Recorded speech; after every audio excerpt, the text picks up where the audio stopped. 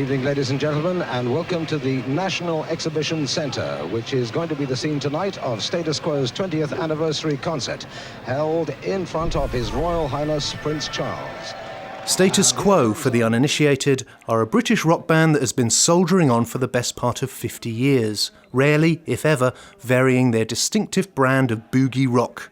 They are perhaps best known for the hits Whatever You Want, Caroline, Whatever You Want, and Whatever You Want.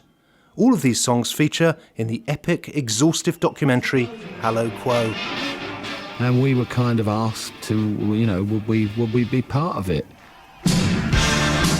And we thought, yeah, it'd be great to do that, to have Prince Charles come along to one of our shows. Peter, I'm being a little facetious about the quote, which is the film makes a great case for them as mould breakers and revolutionaries. It does in a way. It lasts for 2.5 hours, which is quite long for a documentary about the Quo. It got to an hour and 3/4 stage. I was checking my watch. We'd still only got to 1984. It was. Is that sort of Margarita time? Yeah. Well, yes. It's more about the Live Aid, risorgimento of the Quo in the Quo story, the great Quo story. It's a very likeable film because they're so puppyishly eager about the Quo. There's no smart-ass kind of reinvention. It's not like what ABBA went through. There's no kind of let's take a step back, let's ironize it, let's be postmodern, and then let's be affectionate about Quo at the last moment. It's just as if nothing's happened at all. It's just saying, yeah, they're great. They interview a few people. Paul Weller is interviewed, and he makes quite a cogent case that Quo's simplicity was inspired, their riffs were inspired, Down Down was inspired, and Caroline was inspired. And there's quite an interesting interview with Jeff Lynne of ELO, who just says that the snobby music press who slag them off for only having 3 chords, and then give 10 stars to the Ramones, who had two chords. There is the Ramones made better songs with those 2 chords.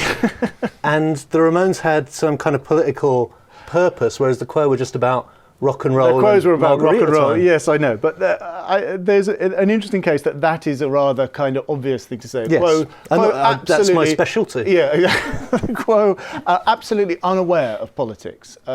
There's a funny moment when they're asked about their name, and they come close to asking them, is it slightly ironic that you're called? And they've no idea what you're talking about. Francis, and especially Francis Rossi, who's this kind of engaging, funny bloke, but he talks 19 to the dozen, and you can only make out about 80% of what he's saying at any one time. He's like a character in the Fast Show. You can't quite make out what he's saying. He's very likeable, and Rick Parfitt is likeable in a way, but much more kind of knackered, really. He clearly has had enough now, whereas Francis Rossi looks like he could go on stage now and do 5 hours.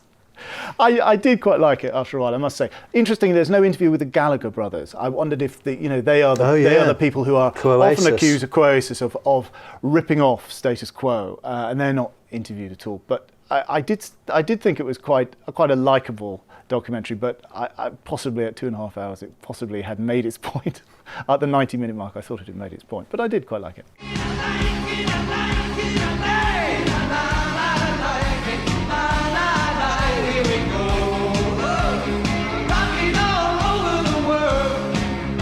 That's the best fit ever, really, isn't it? Rocking all over the world, and it's the world concert. So, perfect.